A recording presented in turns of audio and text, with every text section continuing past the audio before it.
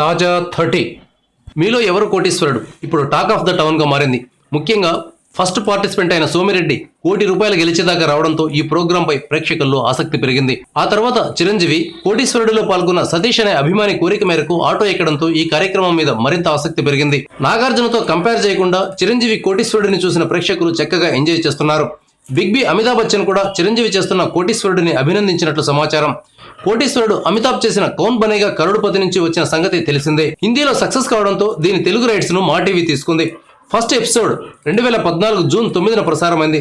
మొదట్లో తెలుగులో ఈ కార్యక్రమానికి అంతగా ఆదరణ లభించలేదు. కానీ నాగార్జున తన ఇమేజ్ ను ఇంటెలిజెన్స్ ను కలగలిపి కోటీశ్వరుడిని రక్తి గట్టించారు. ఆయన ఎంతలా మెస్మరైజ్ చేశారంటే రాత్రి 9:30 గంటలు అయితే చాలు ప్రేక్షకులు టీవీకి అతుక్కుపోయేవారు.